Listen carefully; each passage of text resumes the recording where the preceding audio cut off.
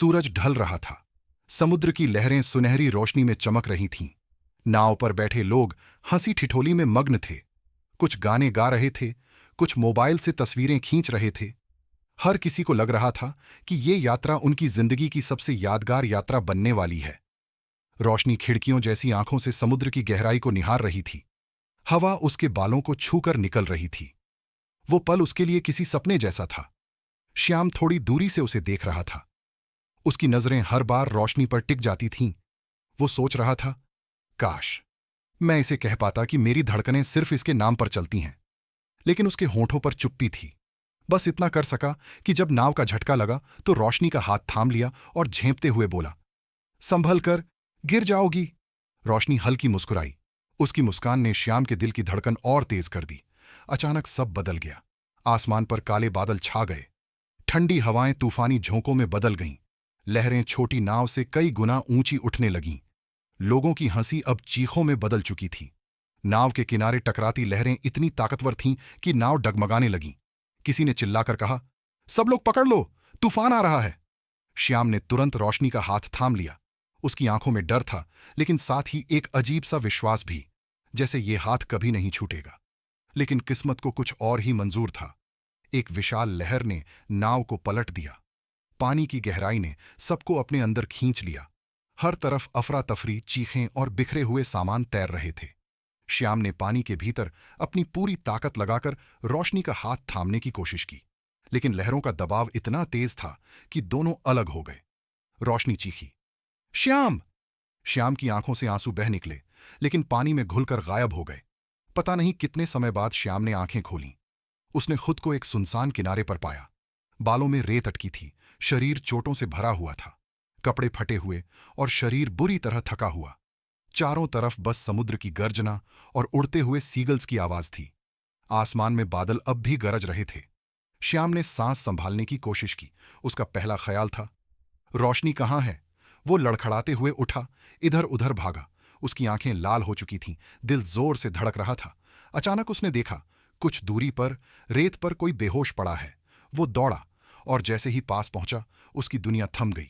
वो रोशनी थी। श्याम घुटनों के बल गिर पड़ा। उसने रोशनी का चेहरा अपनी गोद में रख लिया। उसके होंठ कांप रहे थे, आंखों से आंसू बरस रहे थे। रोशनी, उठो प्लीज, मुझे छोड़कर मत जाओ, मैं तुम्हारे बिना जी नहीं सकता। उसने अपना कान उसके सीने पर रखा। कई सेकंड तक उसे कुछ सुनाई नहीं दिया, और फिर हल्की सी धड़कन सुनाई दी। श्याम की आंखों से बहते आंसू अब मुस्कान में बदल गए। उसने उसका माथा चूमा और फुसफुसाया, भगवान का शुक्र है, तुम जिंदा हो। धीरे धीरे रोशनी ने आंखें खोली। वो घबराकर बोली, हम कहाँ हैं श्याम? श्याम ने उसकी हथेली थाम ली और आंखों में आंसू लिए बोला, पता नहीं, लेकिन अब हम दोनों अकेले हैं, और जब तक मैं हूं तुम्हें कुछ नहीं होगा। टापू पर जीवन आसान नहीं था।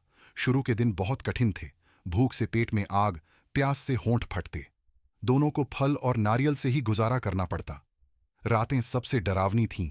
अंधेरे में अजीब आवाजें, झाड़ियों में सरसराहट और चारों ओर खामोशी।